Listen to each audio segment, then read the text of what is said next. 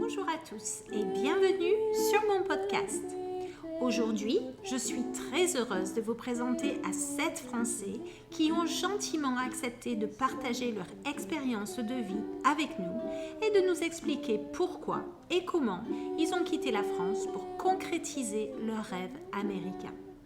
Certains sont partis seuls, d'autres se sont aventurés en famille, mais tous ont décidé, un beau jour, de faire leurs valises et de s'envoler aux USA pour une période à durée indéterminée. Ils s'appellent Jocelyne, Sophie, Charles-Louis, Béatrice, Mia, William et Véronique. Et ensemble, nous avons passé une superbe soirée qui, j'espère, aidera d'autres Français qui, comme nous, ont une soif d'aventure et, tout comme le disait Jean-Jacques Goldman, ont cette force de penser que le plus beau reste à venir. Bonjour tout le monde, comment allez-vous ? Bonsoir. Bonsoir. Donc avant de commencer, je souhaiterais vous présenter. Ce soir, nous avons Jocelyne, nous avons Sophie, nous avons Charles-Louis, William, Béatrice, Mia et Véronique. Donc pour ma part, j'aimerais me présenter. Je m'appelle Cathy Mahon, je suis marseillaise. J'habite sur la côte Est, dans les environs de New York, et je travaille sur New York depuis environ 20 ans. Et voilà, si vous voulez, nous pouvons faire un petit tour de table. Jocelyne, vous voulez commencer, s'il vous plaît ? Ah bah oui, c'est moi qui vais commencer. D'abord, je m'appelle Abramov, donc évidemment, je suis toujours au-dessus de la liste. Donc, je suis arrivée à Miami. Je me suis posée à Miami il y a 24 ans et j'en ai pas bougé. Oh, wow. Je suis aujourd'hui, j'ai une multifonction. Bon, je suis business broker, mais j'installe surtout depuis très longtemps des familles qui veulent émigrer. Donc, je fais tout le package parce que j'ai essuyé, je vais dire, tous les plâtres. J'ai connu Miami où il n'y avait pas un expresso. Donc, vous voyez que ça date de longtemps. Et aujourd'hui, bon, avec l'expérience, je me dis, il est plus intéressant de faire appel à des gens qui ont une certaine expérience et ne pas perdre l'argent qui est si difficile à gagner. Voilà, et moi je suis ravie, je suis très contente. Aller en France pour moi c'est ce qu'on appelle une punition, mais non, c'est vrai on peut pas, un petit peu. Vous êtes de quelle région en France, s'il vous plaît ? Je suis native de Paris. Parisienne, d'accord. Oui, je suis native de Paris. J'y ai vécu pendant très très longtemps. Et de Paris, je suis arrivée directement à Miami. D'accord. Ben, bienvenue. Voilà. Sophie. Donc, je m'appelle Sophie Berceau, pas Burcott comme on dit ici. Ça fait 34 ans que je suis sur la côte Est, principalement du côté de Princeton. J'ai habité un petit peu à Washington, D.C. et à San Francisco. Je suis venue ici au pair.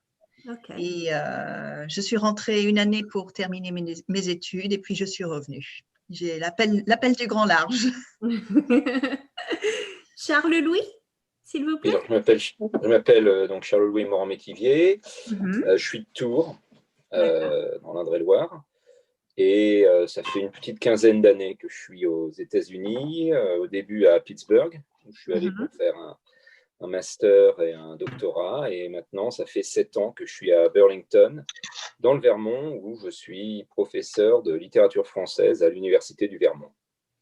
Très bien, très très bien. Merci. William, s'il vous plaît. Bonjour, enfin bonsoir. Bonjour. Je m'appelle donc William, je suis originaire de Neuilly-sur-Seine. Ça fait 15 ans que j'étais envoyé à New York pour un contrat de 6 mois en tant que responsable de support informatique pour une banque française. J'y suis resté 7 ans. Après, je me suis marié, j'habite à Memphis, j'ai divorcé et là maintenant je vis tout seul dans le Michigan où je m'éclate en tant que transporteur routier. Et je ne retourne pas en France non plus. Béatrice, s'il vous plaît. Oui, bonjour, je m'appelle Béatrice Jousset-Drouin. J'arrive, on va dire, plutôt du sud de la France, mais comme mes parents étaient expats, on est allé un petit peu partout. Mais je suis à New York depuis 16 ans, à peu près, et je suis artiste peintre et écrivain. Voilà. Très bien. Très bien. Mia ? Bonsoir, je m'appelle Mia. Oui, donc je suis dans le Colorado, à Denver. Et je suis arrivée ici il y a 1 an. donc l'année dernière en fait. C'est tout frais et j'habitais en région parisienne. Je suis venue ici avec mes enfants et mon mari. Et en fait, on est expat ici dû au boulot de mon mari qui travaille pour une banque française. Ah, d'accord, très bien. Ben, bienvenue aux États-Unis. Non, vous êtes le bébé du groupe. Merci. Et Véronique, s'il vous plaît. Oui, bonsoir. Donc, Bonsoir, Véronique. Véronique Guyot et en fait, j'habite sur la côte ouest. Donc, je suis à Reno, dans l'État du Nevada. C'est un petit peu plus de 20 ans que j'y suis. Et donc, je suis originaire de France, de Beauvais, dans l'Oise. Et en fait, je suis arrivée aux États-Unis par mariage. En fait, j'ai rencontré mon mari, qui est maintenant mon ex-mari, en France, alors que j'habitais encore en France. Et voilà, notre histoire m'a amenée ici aux États-Unis, dans le Nevada. Très, très bien. Ben, écoutez, bienvenue à tous. Je souhaiterais vous poser quelques petites questions. En fait, le but de ce podcast pourrait aider tous ces Français qui essaient d'émigrer aux États-Unis, mais qui ne savent pas très bien comment ça se passe. Donc, je pensais qu'il pourrait être intéressant de se rencontrer, de vous poser quelques questions. Donc, Charles-Louis et Véronique, vous serait-il possible de me dire pourquoi vous avez choisi d'immigrer et pourquoi vous avez choisi les États-Unis, s'il vous plaît? Ok, donc en France, je faisais des études d'anglais, langue, littérature et civilisation étrangère, à l'université de Tours. Et j'étais parti mon année de licence déjà au Canada, et ça m'avait beaucoup plu. Et bon, comme beaucoup de personnes, une fois qu'on part, après quand on revient, on se sent un petit peu à l'étroit. Et donc je suis rentré, j'ai fait ma maîtrise en DEA. Et suite au DEA, j'ai pu partir une année universitaire à l'université de Pittsburgh pour être un lecteur. Et donc, je suis allé à Pittsburgh, je suis revenu, j'avais mon DEA. Comme tout bon diplômé français avec un diplôme supérieur, je n'ai pas trouvé de travail. Heureusement, mon oncle était CPE des classes prépa au lycée Pasteur à Neuilly-sur-Seine. Donc, il m'a dit, écoute, j'ai besoin d'un assistant, est-ce que tu veux venir? Je fais, bah oui. Et là, j'ai eu une de mes amies qui est la coordinatrice d'italien à l'université de Pittsburgh. Elle m'a dit, on a une place, il faut que tu répondes à la fin de la semaine. Et je lui ai dit, je viens. Comme ça, c'est vraiment, j'ai dit, je viens. Je l'ai dit après à mes parents. Je dis, ah oui, au fait, je pars aux États-Unis. Et en fait, ils l'ont plutôt bien pris parce qu'ils voyaient que j'étais un peu miteux, c'est-à-dire que je m'emmerdais. Et donc, la raison pour laquelle je suis allé aux États-Unis, c'est parce que j'ai eu cette opportunité de retourner à Pittsburgh que je connaissais déjà. Donc, j'y suis allé en 2007, où je suis resté jusqu'en 2013, là où j'ai eu mon doctorat en littérature française. Et j'ai eu un poste à l'Université du Vermont. Et donc, ça fait 7 ans que j'y suis. Donc, je suis parti pour rester. Et j'ai rencontré ma femme en doctorat. Elle est américaine, mais elle a un doctorat en littérature française. Donc, c'était bien parce qu'elle parle mieux français que moi. Et on a 2 enfants qu'on éduque de façon bilingue. Donc, un enfant de 7 ans, Malo, et Clément, qui a 2 ans, et qu'on élève en français et en anglais. C'est très bien. Merci. Et vous, Véronique, s'il vous plaît? Alors moi, en fait, c'est un homme qui m'a amenée ici, aux États-Unis. Ma vie était plutôt agréable en France. J'avais une bonne situation et très proche de ma famille, de mes amis. Et en fait, je suis partie un jour en vacances. J'ai rencontré un Américain. Et puis, ça n'a pas été donc une histoire juste comme ça d'un soir. Et en fait, au bout d'un an, j'ai décidé de tout lâcher, de venir ici, de le rejoindre dans l'État du Nevada. Donc, je suis arrivée ici en 99. Nous nous sommes mariés, 2 enfants, maintenant 20 ans et 17 ans. Mon mari est maintenant mon ex. En fait, on a divorcé à peu près après 8 ans de mariage. Donc, c'est vrai que l'option pour moi de repartir en France ne s'est jamais présentée parce que leur père était vraiment très présent dans leur vie. Donc, repartir en France avec les enfants n'a jamais été en fait une option. Mais je me plais énormément ici. Je me suis construit une vie qui est très agréable avec voilà, mes amis qui sont ma famille, des opportunités professionnelles plutôt incroyables aussi. Et donc voilà, ça fait un petit peu plus de 20 ans que ça dure. C'est bien, c'est très bien.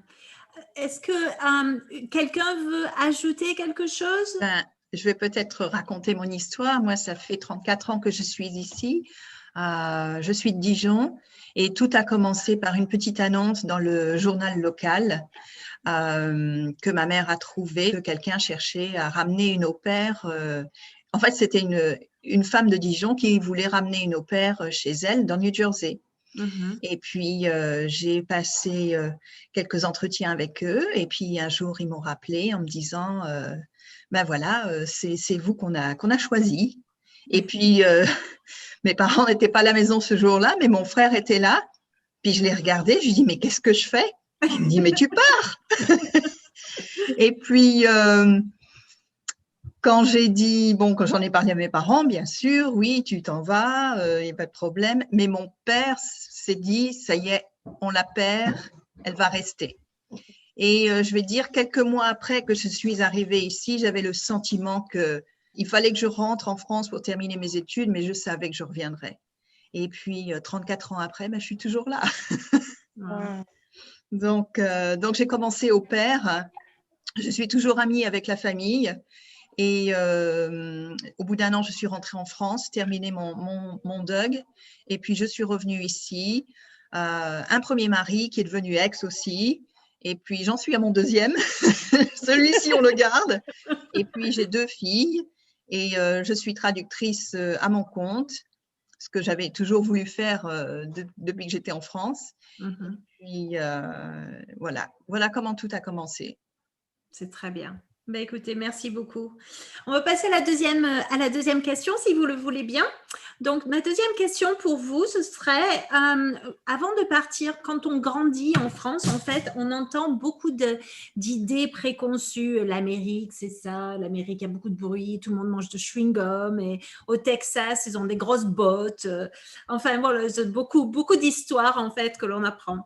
Est-ce que vous pouvez me donner des exemples, en fait, de toutes ces idées préconçues quand vous êtes arrivé aux États-Unis, ce que vous avez trouvé les vraies histoires, en fait, ce qui était vrai et ce qui était faux? Mia et William?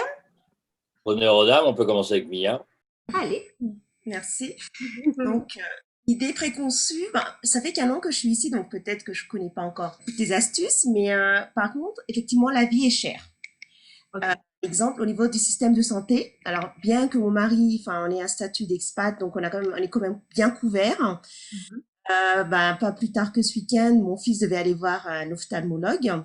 Il n'a que 4 ans, donc beaucoup de centres ont refusé de le voir. Et le seul centre qui a accepté de le voir, j'ai dû payer $340 la consultation, sachant que peut-être remboursé à hauteur de $200.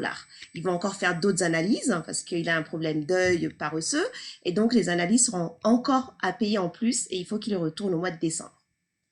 D'accord. Voilà, donc je pense que ça va. Et puis après, il faut que je compte les lunettes. Ouais. Il y a quand même une grosse correction, donc voilà, je pense qu'effectivement, ça va me coûter très cher. Voilà, donc voilà, c'est une idée que j'avais déjà au départ et qui s'est un peu avérée vraie ici. Et quelque chose de faux? Vous avez quelque chose? Vous avez peut-être une caricature américaine? Là, d'emblée, pas trop. Par contre, aussi l'histoire des armes, qui quand même un peu... je suis à Denver, donc effectivement, ça m'était arrivé d'aller faire mes courses et de voir un homme avoir une arme sur lui, quoi. Ce qui m'a quand même un peu choquée. Mais effectivement, on m'a fait comprendre, et j'ai des parents américains, des femmes, qui disent avoir des armes aussi dans leur sac à main ou dans leur boîte à gants. Donc voilà, ça restait une idée aussi que j'avais au départ. On m'avait dit, voilà, les armes à feu, ils sont quand même très... ils sont très attachés à leur liberté d'avoir l'arme. Et effectivement, ça s'est avéré vrai. Et il y a 1 mois, par exemple, il y a eu des coups de feu pas très loin dans le quartier. Pourtant, c'est quand même un quartier assez calme à la base. Et ça m'a quand même un peu choquée. Voilà. Donc, c'est 2 idées préconçues qui sont avérées vraies. Mais sinon, en général, ça me plaît bien. Les Américains sont très chaleureux. Et ils sont très accueillants. Donc, et puis à Denver, il y a beaucoup de soleil, donc peut-être que ça joue sur l'humeur des gens. Toujours souriant, toujours agréable à dire bonjour. Même des inconnus au restaurant qui s'approchent de vous, qui leur racontent leur vie. Je trouve ça très agréable. Super. Merci Mia. Et vous, William? Alors, moi, j'ai un parcours un peu particulier parce que j'ai aucun diplôme, contrairement à beaucoup d'entre vous. Je suis jamais allé à l'école, j'ai juste mon bac que j'ai eu par erreur peut-être. Et j'ai exercé des métiers très, très différents. Et en fait, ce que j'adore avec ce pays, c'est que même moi, sans diplôme, j'ai beau avoir 51 ans, j'ai bossé dans l'informatique. J'ai également passé 2 ans à Montréal où j'avais ma propre pâtisserie-chocolaterie. Et je faisais des chocolats sur mesure pour les grands hôtels de Montréal. Et mon ex-femme a voulu rentrer parce que soi-disant, à Montréal, il fait froid. C'est pas simplement un soi-disant, il fait froid à Montréal. Non, moi, je m'y sens bien. On s'habitue très, très vite. Je comprends que… Oui, exactement. Et donc, moi, du coup, je vis dans le Michigan parmi les Amish. C'est assez marrant parce que Macron en a parlé. Donc, les Amish, je travaille avec eux, je les connais bien. Et en fait, avec mon métier, j'ai traversé les 48 États. Et ce que j'adore, c'est le contraste qu'il y a dans ce pays. Alors, on avait parlé de la violence, de New York, etc. J'ai vécu 7 ans à New York, je ne me suis jamais aussi senti en sécurité. Je me suis fait plus braquer et voler à Paris qu'à New York. Et je suis sorti autant que je pouvais. Je prenais le métro à 2, 3, 4, 5 heures du matin à New York. Je n'ai jamais eu un moindre problème. Je me rappelle même dans le Maine, il y a un motard qui s'arrête à la station-service. Il prend son casque, il le dépose sur la moto, il laisse les clés sur la moto, il va manger. Impossible de faire ça en France. Ah oui. Voilà. Et ce que disait l'intervenante précédente, c'est aussi la gentillesse des gens. Quels que soient les endroits, les gens sont toujours super accueillants et super sympas. Par rapport aux armes, moi-même, je suis armé, mais il n'y a aucune violence, quoi. Aucun problème. Je me sens beaucoup plus en sécurité ici qu'en France. Ouais. Et puis, pour avoir visité plein d'endroits aux États-Unis, j'ai même monté un site où je planifiais de trimballer principalement des Européens ou même des Français habitant aux États-Unis depuis très longtemps, mais qui ne connaissent pas du tout les États-Unis. Donc, j'ai une grosse caravane, une immense caravane américaine. Il y a 2 suites complètes, 2 salles de bain, etc. Et ce que je veux, c'est de trimballer les gens pendant 8-10 jours à travers les parcs nationaux et les faire visiter. Et ça, c'est un truc que moi, à 51 ans, je n'aurais jamais pu faire en France. La France me manque absolument pas. Et pourtant, j'adore l'histoire, j'adore la géographie, mais la France me manque pas du tout. Non ? Il y a aussi le fait qu'on trouve que les idées préconçues, c'est qu'on pense que les Américains sont superficiels. Moi, par le métier, nous, on est dans le vin. Mon mari est viticulteur à Beaune, d'ailleurs, à la maison Joseph Drouin, donc on n'est pas très loin. Donc, on a pas mal effectivement, de dîners. Et en fait, on s'est fait plein d'amis. Quand on arrive dans un endroit, à un dîner, vous ne connaissez personne, l'Américain ne vous juge pas du tout. Il vous inclut tout de suite, que vous soyez en mini-jupe, en robe à strass, en jean, en polo, en shirt, peu importe. Et vous passez une super soirée. Alors qu'en France, le temps de fondre la glace à table, ça met un bon moment. Donc moi, je trouve que les Américains ne sont pas superficiels, on ne fonctionne pas de la même façon. C'est vrai pour se recevoir, pour s'inviter, pour prendre un café, des choses comme ça. Mais sinon, ils peuvent être très fidèles. Ils ont un contact plus facile que les Français. C'est beaucoup plus facile ici. C'est ça que j'aime bien. Une chose aussi, de par mon travail, c'est les Américains, ils sont bêtes. Un peu les stéréotypes. Et puis les étudiants américains, ils foutent rien. L'université, c'est rien. Ce sont tous les a priori que les Français ont vis-à-vis des Américains. Ça s'appelle aussi être envieux. Je pense que nous, on a la chance. Ça n'a pas toujours été la chance. Je ne sais pas si pour vous tous, vous avez eu le tapis rouge à la sortie de l'aéroport le jour où vous êtes arrivés avec vos valises et la fanfare. Enfin, c'était pas mon cas. Non, moi, je me suis fait fouiller. Alors, non, c'était pas ça. Et en fin de compte, ils se rendent pas compte que c'est pas facile, mais c'est plein d'opportunités. Et je suis venue aux États-Unis pour une seule raison. Je n'ai jamais voulu élever mes 3 enfants dans le fait que c'est pas grave si tu travailles pas, il y a le chômage. Ça, c'était inadmissible. Oui. C'était pas dans mon esprit. Et on est arrivé dans ce pays avec toutes les difficultés que je raconterai un jour dans un bouquin, mais toutes les portes s'ouvrent à partir du moment, en fait, où on veut travailler. C'est ce que j'explique aux familles qui arrivent. Oui. Si vous êtes, et quel que soit le travail, je voulais vraiment éduquer mes enfants d'une certaine manière. Et aujourd'hui, ils sont formatés américains et ils savent travailler plus que 40 heures. Ils savent travailler dans des conditions difficiles. Ça ne leur pose aucun problème. parce qu'ils savent qu'au bout de tout ça, il y a un résultat. C'est tout. Ouais. Dans mon cas, je pense que venir aux États-Unis, et je pense à tous ces jeunes en fait qui ont ce rêve américain. Je ne sais pas vous, mais moi, je suis arrivée aux États-Unis et en tant que Française, j'ai toujours été bien reçue. Oui. Le fait de dire que l'on est français, les portes s'ouvrent. Donc, la vie est facile quand on est français, ça c'est sûr. Mais aujourd'hui, 20 ans après, je ne peux pas dire que les États-Unis sont mieux ou pire, mais j'ai l'impression que le sang me rappelle à moi, en fait, et que j'ai un besoin de rentrer en Europe. Non pas parce que c'est une critique de l'Amérique, parce que j'en ai pas de critique de l'Amérique, mais c'est vraiment, j'ai l'impression que j'ai un manque, que les gens, mes amis, je les adore, mais c'est pas moi, en fait. Et en fait, on va arriver à ma prochaine question. Donc, je n'ai pas posé de question à Béatrice et à Sophie. Et en fait, elle est là, ma prochaine question. Comptez-vous un jour, peut-être à la retraite, rentrer en France ou, dans mon cas, ce n'est pas la France. Je vais rentrer en Europe, je vais repartir, mais en Irlande. Mais pensez-vous à ça, en fait? Pensez-vous à rentrer sur votre territoire, en fait, européen? Rentrer dans notre Bourgogne, Béatrice? Non, moi je suis ici. C'est vrai, je comprends très bien ce que tu dis, Cathy, à propos de l'appel du pays, qui des fois, c'est pas le mal du pays, mais c'est retrouver un petit peu ses racines. Et c'est vrai que j'essaye de rentrer tous les ans. Maintenant, je rentre tous les ans toute seule pour voir mes parents. Mais rentrer en France, je vois mal ma vie en France. Quand je rentre en France, j'ai l'impression, je suis en vacances en France et je connais plus les mentalités des gens et je me sens pas à ma place. Bien que en étant aux États-Unis, je suis toujours la Française. Donc, on est vraiment entre les deux. Oui. Mais ce que je dis toujours, c'est qu'on a l'avantage de prendre les bonnes choses des États-Unis et les bonnes choses de la France. Et on fait notre salade et puis on en profite, quoi. Donc, non, moi, je ne me vois pas rentrer en France. Et vous, Béatrice? Alors, je ne suis pas sûre. Actuellement, non, je n'ai pas du tout envie de rentrer. Je suis très heureuse ici. Ça fait 16 ans, j'adore. Et ma fille travaille à Manhattan. Mon fils commence ses études à Boston College.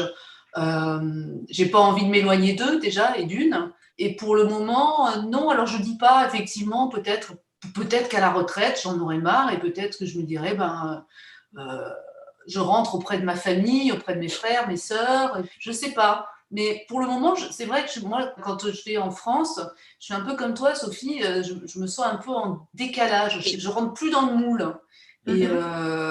Et d'ailleurs, c'est marrant parce que les gens aussi, alors je ne sais pas si c'est Jocelyne qui disait, il y a comme une espèce de jalousie.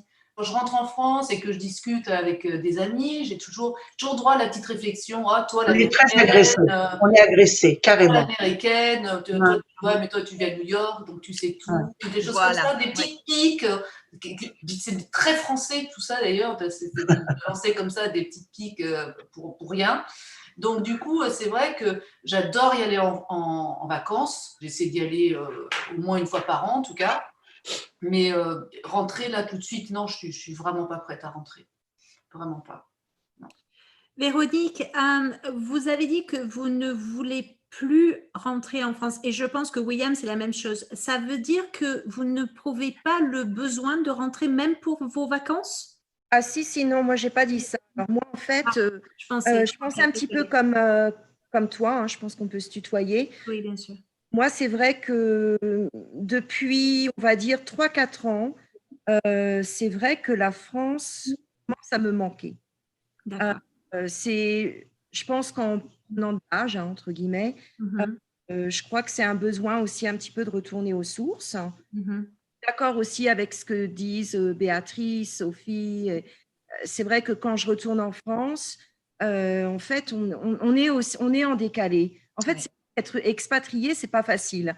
J'ai l'impression que tout au long de nos vies, en fait, on a un petit peu le cul entre deux chaises. Hein, oui, tout à fait.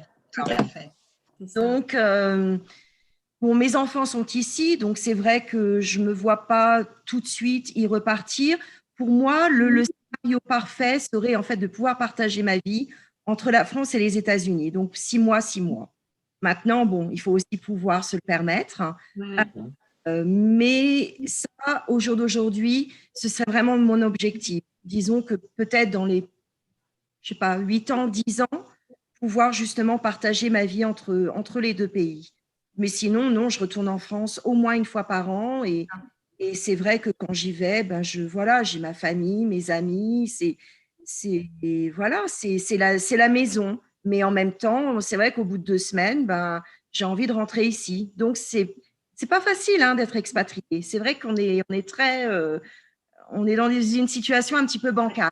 C'est vrai. Et j'ai tout à fait la même, un peu comme Véronique, c'est-à-dire que ce qui me manque surtout à la France, c'est bon, bien sûr la famille et les amis, parce que j'ai encore toute ma famille et tous mes amis en France, mais d'une façon générale, ça va pas être la grandeur de la France qui va me manquer, mais ça va être des moments très, très précis. Par exemple, au mois d'octobre, enfin septembre-octobre, quand je me rappelle à Tours, normalement il y a l'arrivée du Touraine primeur. Ou alors, il y a Viti-Loire, c'est le salon des vins de Loire. Ou alors, normalement, il y a la Bernache qui arrive. Toutes des petites choses comme ça, tous les étés, normalement, le week-end du 8 mai, de mai, on a commencé ça quand j'avais 14-15 ans. Parce que j'ai la chance d'avoir un groupe d'amis, on se connaît depuis ça fait plus de 30 ans qu'on se connaît, on est encore très très liés. Mais ils avaient une fête chez ses parents, dans la campagne, à côté de Blois. On faisait ça tous les ans.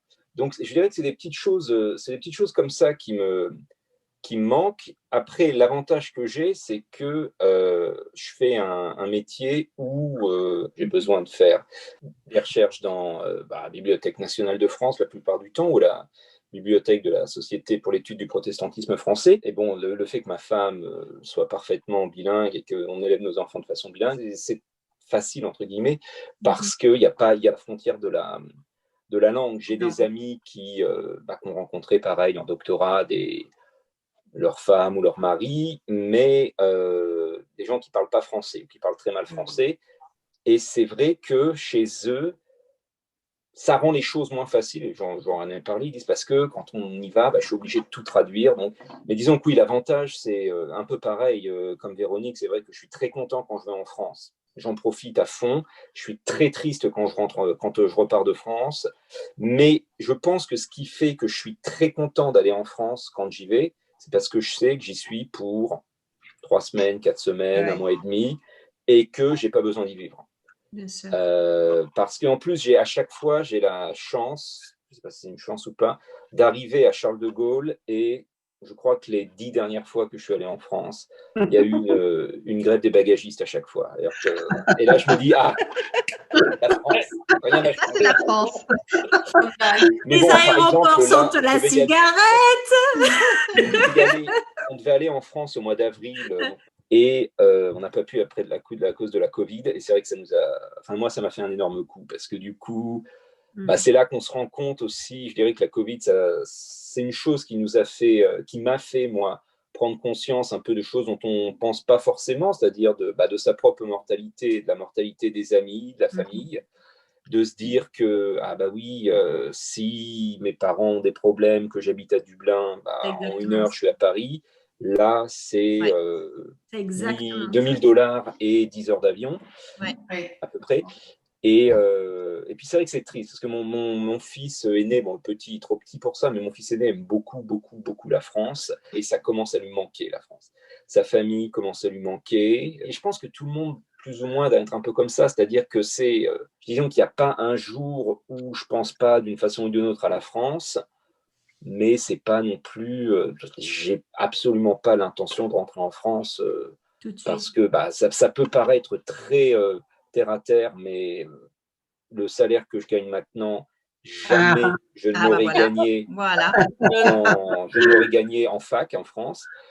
Et j'ai des collègues et amis qui sont profs dans le supérieur en France et pas le même combat. Non. Donc voilà, je veux dire, c'est c'est pas que ça, c'est pas que romantique, romanesque. Je veux dire, le fric, c'est important quand même. Je trouve qu'on est chouchouté ici. Et le fait qu'on est tellement chouchouté, on prend de très très bonnes habitudes, que je trouve pas du tout mauvaises, moi particulièrement.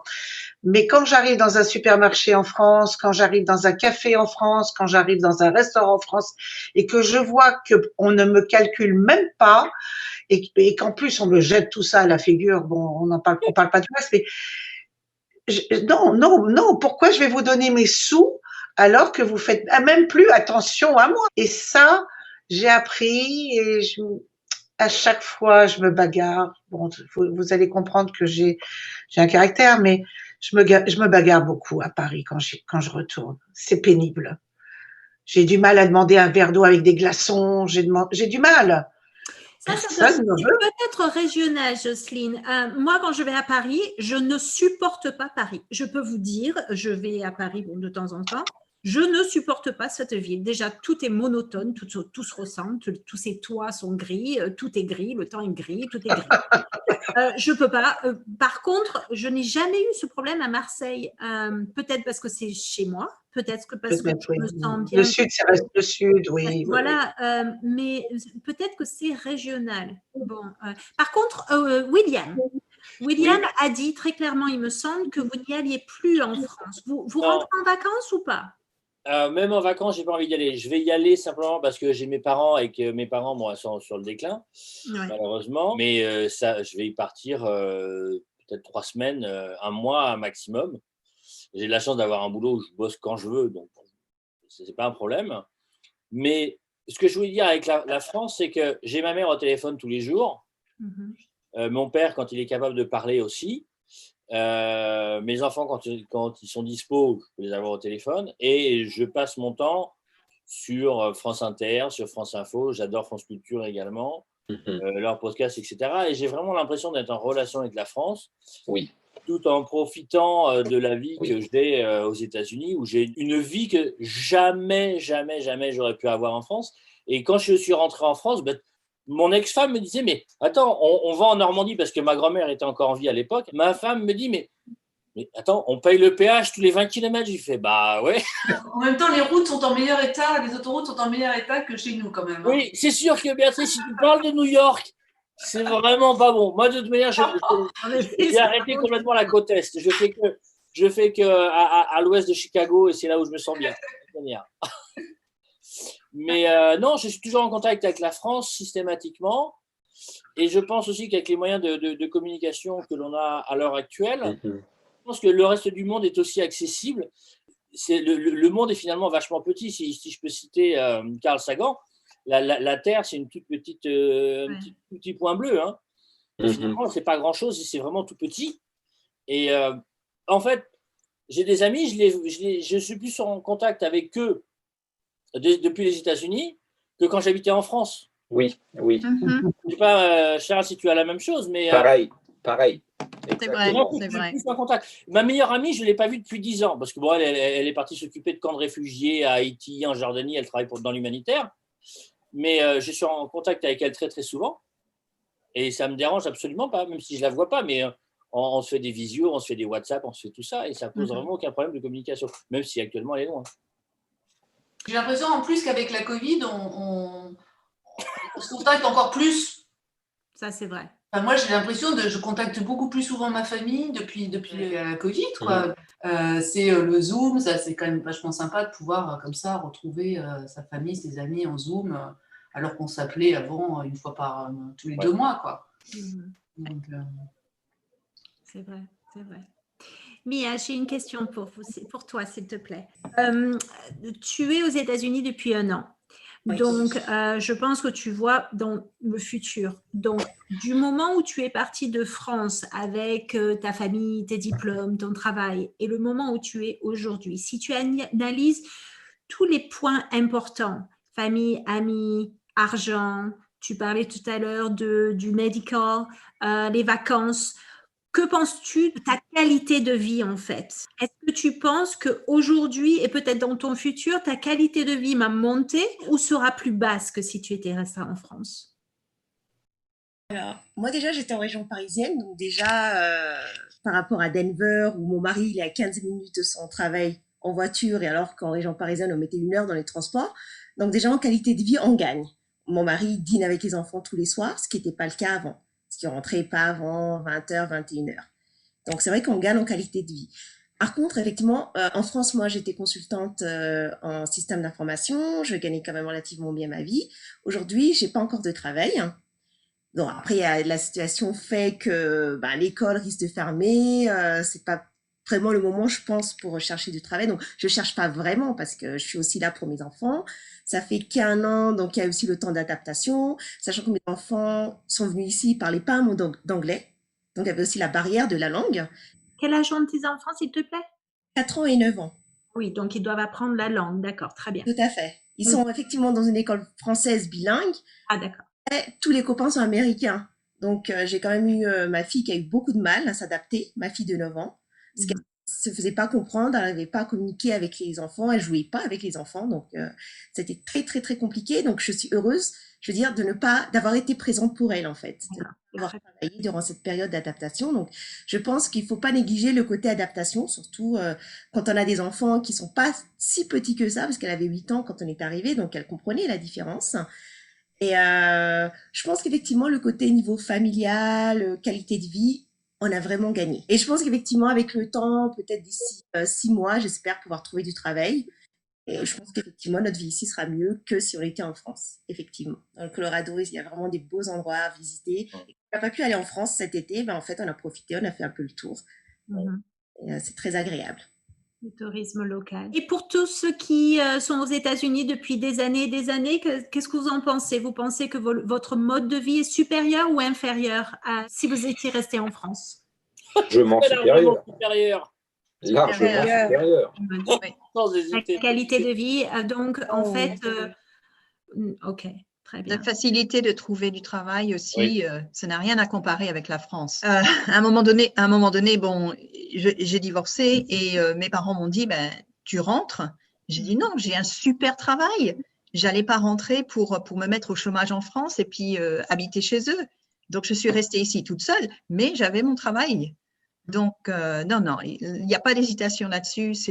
On a une vie qui est plus facile ici. Au niveau de la liberté, oui, je sais que moi, au niveau des cours que j'enseigne, je peux enseigner des cours liés directement à ma recherche sans aucun problème. C'est-à-dire que en France, je ne suis pas certain qu'à l'université, on me laisserait enseigner des trucs hyper pointus comme ça, en disant les étudiants, ça ne va pas les intéresser, tout ça, alors que j'enseigne véritablement tout ce que je veux au niveau liberté académique, c'est total et j'écris ce que je veux écrire, j'enseigne littéralement ce que je veux. La paye est bien meilleure, mais la liberté et l'opportunité que j'ai, je suis sûr à, on va dire 99% que je ne les aurais pas, même si j'étais à Panthéon-Sorbonne ou j'en suis sûr à 99%.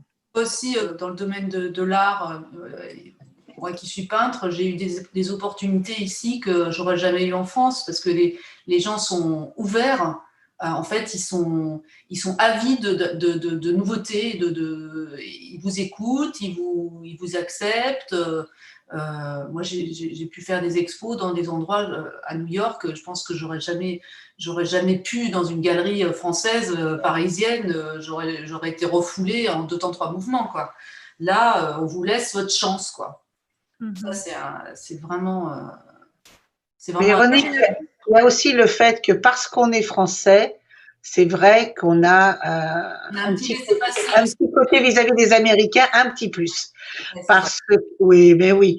Et ils nous aiment pour ça, d'ailleurs. Et en fin de compte, c'est vrai, les portes vont s'ouvrir, bon, je sais pas où est-ce que tu en es au niveau de ta collection de peinture, mais même un banquier va écouter attentivement si on a besoin de construire une structure et si on a des projets, quels qu'ils soient, avec un petit business plan, on peut ouvrir le monde ici. Et on a eu des exemples durant toutes plein de générations de personnes qui ont été complètement refoulées en Europe et en France particulièrement, et qui ici, se sont complètement éclatées mais c'est vrai qu'on aime bien le français parce qu'il apporte quelque chose au niveau de son éducation, au niveau de son savoir, sa culture surtout, que les Américains, quoi qu'on dise. Je veux pas les taper là-dessus, mais c'est quand même un tout petit peu léger, un tout petit peu. Ils n'ont pas l'ouverture que nous, on a sur le monde entier. Ils l'ont pas. Non, ça c'est vrai. En parlant de culture, Jocelyne, tu parles de culture. Pour ce qui est des mariages interculturels, qu'en pensez-vous? Il est difficile, j'ai entendu, beaucoup d'entre vous sont divorcés. Bon, de toute façon, c'est pas américain, c'est pas français. Bienvenue au On club. divorce. Moi compris. Donc, on fait partie de ces 65% des gens dans le monde. Mais du côté culturel, moi en ce moment, je suis mariée depuis 8 ans avec un Irlandais. J'ai cette barrière, je pense que c'était Charles-Louis qui parlait de la barrière de la langue. Et on est tous les deux européens, donc on a ça en commun, mais cette barrière de la langue, c'est vrai que ça peut être gênant de temps en temps. Le sens de l'humour, je ris de choses qu'il ne rit pas, j'aime des musiques qu'il n'aime pas, des films, il ne supporte pas les films ce que je pense très très drôle, il ne supporte pas. Je vois que c'est un mariage très heureux. Ouais. Non, le reste, je veux dire, le mariage est très heureux, mais c'est vrai qu'il y a de l'adaptation en fait derrière. Oui. Et le fait que je l'ai rencontré plus tard, en fait, on peut s'adapter. On est moins jeune, donc on se comprend un peu plus. Mais la relation franco-américaine, j'ai jamais été mariée à un Américain. Comment ça se présente? Moi, je pense que une relation franco-américaine peut fonctionner si votre partenaire ou mari a vraiment une ouverture d'esprit et en fait est familiarisé avec d'autres cultures. Par exemple, moi, ici, dans le Nevada, à Reno, c'est un État quand même qui est très fermé. Il y a beaucoup de gens en fait qui n'ont jamais quitté l'État du Nevada. Maintenant, moi, je suis célibataire, je rencontre des personnes et je sais qu'au jour d'aujourd'hui, c'est un des problèmes, on va dire, que j'ai, c'est-à-dire que quand je rencontre, par exemple, des hommes, ils n'ont pas forcément cette ouverture d'esprit, cette culture aussi que j'aimerais trouver chez quelqu'un. Donc, je pense que oui, ça peut fonctionner hein, être avec un Américain, mais je pense que d'avoir une ouverture d'esprit, de comprendre et de respecter la différence des valeurs et des cultures, ça, c'est quelque chose qui est, à mon avis, primordial dans une relation franco-américaine. C'est tout à fait ce que j'aurais dit, Véronique. Je vais dire quelque chose de bizarre, mais bon, j'en suis à mon deuxième mari, deuxième américain. Et c'est vrai que s'il n'y avait pas eu l'ouverture d'esprit, ça n'aurait pas marché depuis le départ. Donc, la grande chance que j'ai, c'est que non seulement ma femme parle français, mais qu'en plus, elle a fait un doctorat de littérature française comme moi. Oui. Donc, elle a vécu en France. Et ça fait ça fait une énorme différence. C'est-à-dire qu'à partir du moment où on n'a pas besoin d'expliquer la culture, de dire pourquoi elle aime beaucoup, par exemple, Groland. Je ne sais pas si vous connaissez Groland sur Canal+. Excellent. Elle aime beaucoup ça, elle trouve ça très drôle. Et c'est vrai que ce n'était pas un prérequis pour moi, bien sûr, mais je pense que ça aurait été très dur pour moi, surtout au niveau d'élever les enfants, même si ma femme parle principalement anglais, ce qui est tout à fait normal avec les enfants. C'est vrai que le fait qu'elle comprenne ce que je dis, et que les enfants sachent également que leur mère parle français, qu'elle comprend le français, c'est beaucoup plus facile parce que je ne suis pas, entre guillemets, le méchant qui veut imposer la langue à l'enfant. C'est quelque chose de naturel. Le fait qu'il y ait cette mutuelle compréhension culturelle, linguistique, je dirais d'une certaine façon également politique, enfin tout ça, socioculturel, sociolinguistique, tout ça, ça fait une énorme différence. Et c'est vrai que c'est très avantageux. Alors, je ne l'ai pas épousé que pour ça, hein, je l'aime aussi. C'est un plus. Ouais, mais c'est vrai que c'est très, très important. C'est pas facile d'ailleurs pour les enfants, moi je trouve, ce qu'ils appellent ici le dating. Hein. C'est compliqué de dater avec des Américains. Hein. Ils ont des rites, il y a différents steps. Enfin, c'est très compliqué. Moi, j'ai des amis aussi, je ne sais pas, Véronique, toi, si ça t'est arrivé ou pas, mais des amis, des amis divorcés qui m'ont dit, oh là là, mais c'est plus possible, quoi. Faut un manuel. En fait, il faut un manuel. Voilà. Alors les premiers jours, il faut se texter. Le deuxième jour, alors d'abord, il faut aller prendre un café, puis il faut que ce soit l'homme qui paye. Enfin, c'est toujours. Elles me disent, mais Béatrice, tu peux pas imaginer comme c'est compliqué le dating avec un Américain. Mais c'est vrai et ça, c'est pas une légende. Je me rappellerai toujours je sortais avec une Américaine qui était, en plus c'est marrant parce qu'elle n'est pas d'origine américaine, elle était roumaine, mais elle a obtenu sa citoyenneté et au bout d'un mois, alors qu'on se voyait très régulièrement et que bon, ça se passait très bien, elle m'a dit mais est-ce qu'on peut être exclusif? Et ça, c'est exact. Voilà, je me dis mais attends, tu es en train de là, moi il n'y en a pas à comprendre. C'est un concept. Par contre, j'ai des couples d'amis, notamment un couple. Lui, il est japonais, elle est française. Bon, ils sont américains maintenant. Et en fait, ils s'entendent très, très bien. Mais ils s'entendent très bien aussi parce que ce sont deux étrangers et qui se sont rejoints dans un pays qui n'est pas le leur. Et je pense que ça joue énormément sur la qualité de la relation et la compréhension l'un de l'autre. Quand je vivais à New York, je n'avais aucun problème de langage, même si mon anglais était, il est peut-être d'ailleurs aussi mauvais, mais j'avais pas de problème de communication parce que quand vous parlez à un Indien ou à un Mexicain ou à un Lituanien où l'anglais c'est pas sa langue natale non plus, il y a un pardon, il y a une adaptation, il y a quelque chose qui est très très différent. Alors que quand je suis au Texas, quand je suis à Reno, quand je suis dans dans l'État de Washington, les gens ont un niveau de culture beaucoup plus élevé, notamment à Seattle.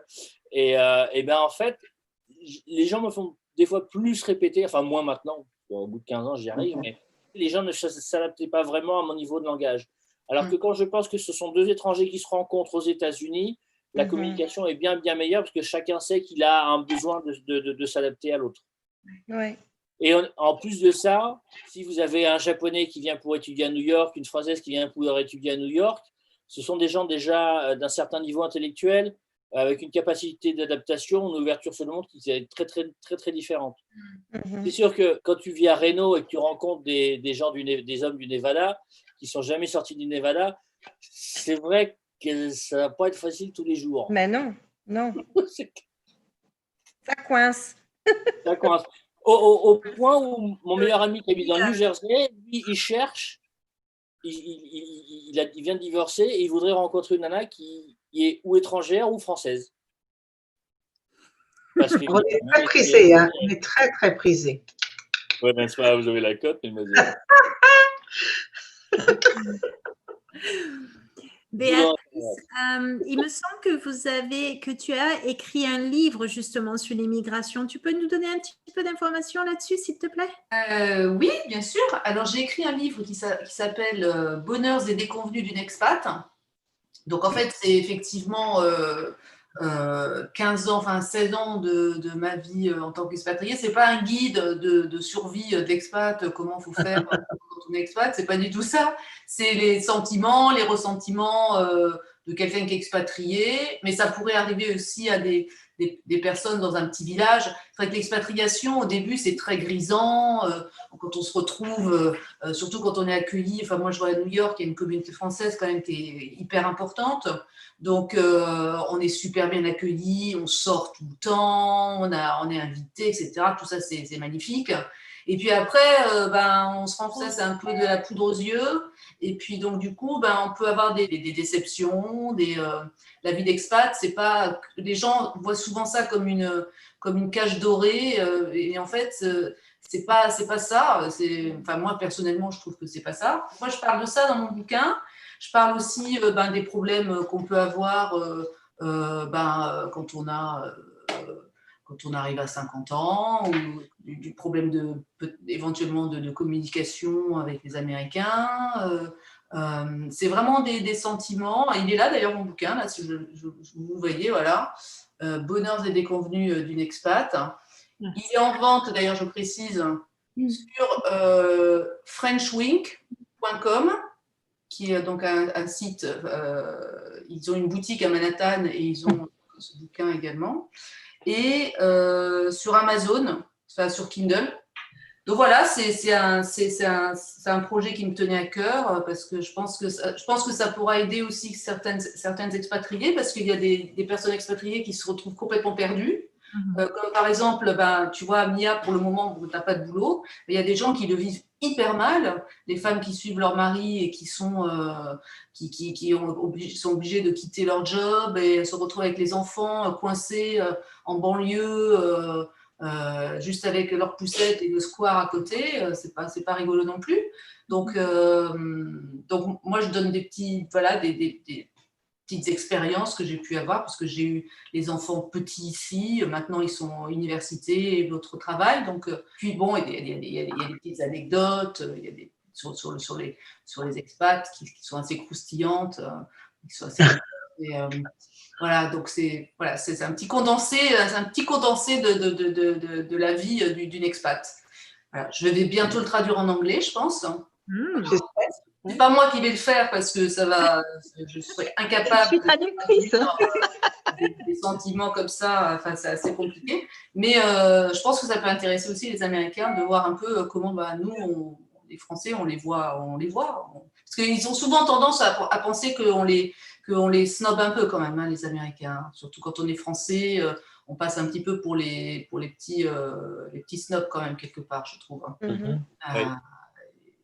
Et leur montrer que c'est pas vrai, que c'est pas toujours le cas. Il y en a, oui, mais je sais pas, parce que moi j'ai 2 belles filles qui, à cause de mes garçons, qui sont revenues vivre en France.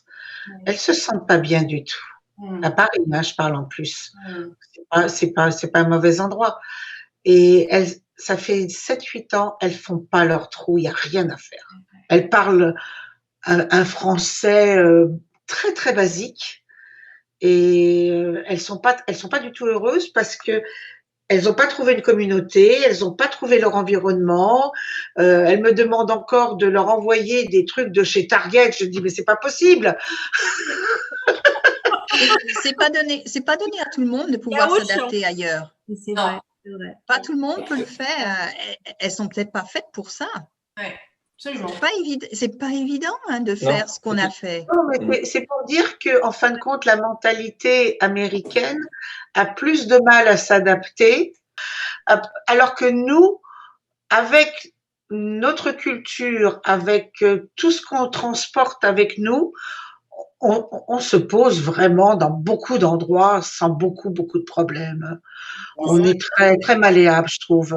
Regardez vos frères et sœurs. Pas si sûr que ça. Vous avez la même éducation de base et regardez vos frères et sœurs. Est-ce que vous pensez que tous vos frères et sœurs peuvent s'expatrier comme nous, comme ce qu'on nous fait? Oui, moi oui. Non, pas moi. Non. Je viens d'une famille d'expatriés aussi, donc peut-être il y a ça aussi. D'accord. Voilà. Il y a peut-être aussi une question de génération, parce que moi, je travaille à l'ONU et on a énormément d'internes. Et on a tous ces jeunes, il y a une vingtaine d'années, quand j'ai commencé, ils venaient en tant qu'internes et ils voulaient rester. Je veux rester à New York, ils faisaient tout pour rester à New York. Oui, bien sûr. Ils repartent. Et je ne parle pas des Français, je parle des internes du monde entier. Et en général, c'est très, très rare quand ils essaient de rester aux États-Unis. Je pense que oui, c'est. J'ai l'impression que le rêve américain n'est plus vraiment un rêve, plus autant. Ce qu'il y a, je pense qu'il y a beaucoup de personnes, effectivement, qui veulent absolument. Parce qu'il y a une grande différence entre aimer énormément un pays parce qu'on y va même, ne serait-ce que tous les ans en vacances, et puis y vivre. Moi, j'ai rencontré des personnes qui clairement ont immigré, pas forcément pour les bonnes façons, c'est-à-dire pour la bonne raison, à savoir, c'est parce que je pense qu'il y a cette idée de lune de miel où on arrive dans le pays et puis c'est tout ce qu'on voulait y voir, et que finalement on se rend compte que tout n'est pas parfait. Je pense qu'il y a aussi c'est exactement la même chose qu'il y a en France, c'est-à-dire que le rêve de, je dirais, presque tous mes collègues qui ont fait des PhD en littérature française, le rêve, c'était d'aller à Paris pendant 1 ou 2 ans pour faire des recherches, tout ça. Et il y en a beaucoup qui ont dit, putain, mais Paris, j'en peux plus. Des personnes qui quand je leur dis, j'ai habité 7 ans à Pittsburgh, et putain, Pittsburgh, mais c'est pourri. T'es déjà venu à Pittsburgh? Ah non, mais bon, c'est pas New York. Mais tu connais New York parce que tu y as été 3-4 fois en vacances. Moi, je choque littéralement. Il y a certaines personnes qui me disent, mais tu ne veux pas vivre à New York? Mais non, pourquoi est-ce que je voudrais vivre? Après, je ne dis pas que les personnes qui veulent vivre, qui habitent à New York sont fous, mais c'est cette idée que j'ai remarqué, il y a beaucoup de Français qui ont ça, que les États-Unis, c'est forcément, il faut habiter soit à New York, soit à Los Angeles, et que si on a le malheur de ne pas vouloir vivre soit à New York, soit à Los Angeles, on est un extraterrestre. Oui. On me dit, mais comment tu peux apprécier? Mais Burlington, il n'y a rien, ça fait 50 000 habitants, c'est Blois. Je fais, non, c'est pas Blois. Et c'est, de toute façon, C'est Blois. c'est vraiment pas Blois. Mais c'est ça aussi, je pense qu'il y a peut-être beaucoup de personnes qui... C'est le mur, je dirais, c'est peut-être, c'est pas un plafond de verre, mais le mur, je dirais le mur de l'immigration qui est... quand on se rend compte que même si on va tous les ans aux États-Unis en vacances pendant 1 mois, ça fait 10-15 ans qu'on fait ça, et que quand on va y aller vivre, travailler, ça ne va pas être la même chose. Oui, effectivement, là où on n'en avait rien à foutre de passer 3 heures par jour dans le métro à New York pour aller du Airbnb ou de la maison au fin fond de Flushing jusqu'à pour aller à Cloisters ou un truc comme ça, que là on s'en foutait. Si c'est faire la même chose pour aller travailler, là ça va faire chier par contre. Je pense que immigrer, c'est sans doute la meilleure chose qui me soit arrivée de ma vie, parce que ça m'a ouvert des possibilités professionnelles et tout. Mais c'est vrai que c'est dur parce que c'est... Il y a un prix à payer. Il y a un prix à payer, oui, c'est le prix Oui, déjà le prix familial, le prix des amis, et c'est pas facile tous les jours. Par contre, Charles, Béatrice et Cathy, vous habitez à New York. Moi, je sais que je me rappelle quand j'habitais à New York, j'avais beaucoup d'internes avec qui je frayais dans la communauté française qui, en fait, j'avais plutôt l'impression, ils étaient contents d'être entre Français, mais n'avaient pas vraiment l'envie de voir le reste. Ou alors ils disaient, je connais New York et c'est très bien.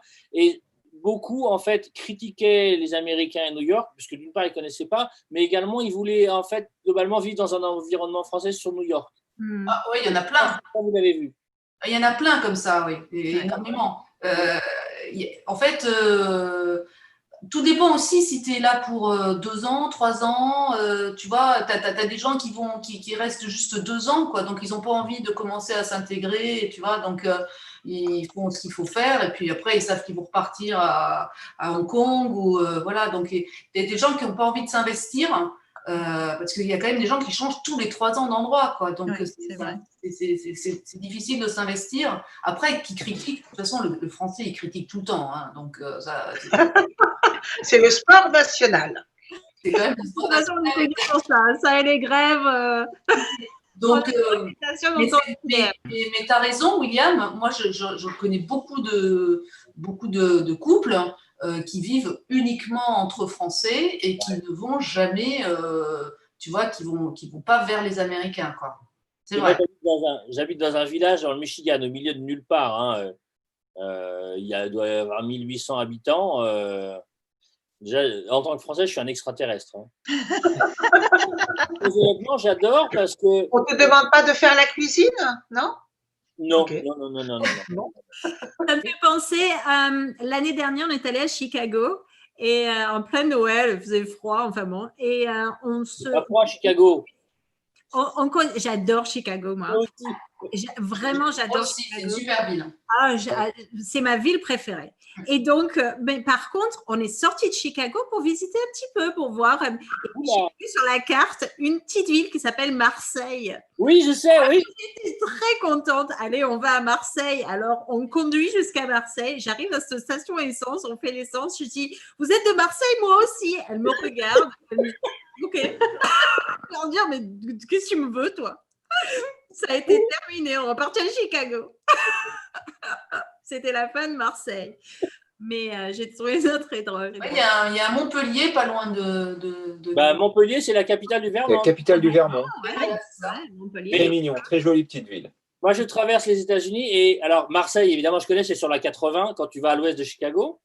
Mais dans l'État de Washington, je passe par Tokyo. Dans le Montana, je passe par Belgrade. Ouais, ça va. Je crois que c'est dans l'Ohio ou dans le sud de l'Indiana, je passe par Versailles. Je passe par au nord de Pittsburgh aussi, il y a un Oui, Versailles. Exactement. Ça doit être quelque part par là. Il y a Paris, Texas aussi. Ouais, de Paris, j'en ai fait plusieurs. Tu pourrais aller Tour Eiffel, il y en a plein. L'un de mes objectifs, c'est d'aller à Tours, au Texas. C'est perdu, mais vraiment perdu entre. C'est passé à l'est de. Je crois que c'est à l'est de Lubbock. Ça fait 1200 habitants et je me dis non, faut que j'y aille quand même pour poser devant le panneau Tours. Voilà, c'est ça, c'est juste une question de panneau et puis après tu peux faire demi-tour. Je pense qu'il n'y a pas grand-chose d'autre à faire. Donc. Non. Mais en fait, mon expérience à Marseille, c'est très drôle. Mais écoutez, je vous remercie à tous. Vraiment, j'ai passé un bon moment. Donc, je vous remercie à tous. Merci à toi. Merci. Merci de nous avoir ramenés là, tous ensemble. Merci. Bonne soirée. Et à toi, si vous avez besoin de quoi que ce soit, n'hésitez pas à m'en parler. Mais vraiment, merci beaucoup pour tout. C'est vraiment ça. De rien. Merci bien. Bonne soirée. Au revoir. Au revoir. Au revoir. C'est tout pour aujourd'hui. Si, tout comme Véronique, Mia, William, Béatrice, Charles-Louis, Sophie et Joséphine, vous êtes intéressés à participer à un de nos enregistrements, si vous désirez partager vos aventures, si vous avez une passion, n'hésitez surtout pas à me contacter à bunclody@gmail.com. Merci à tous et à très bientôt pour un prochain épisode en français. Au revoir.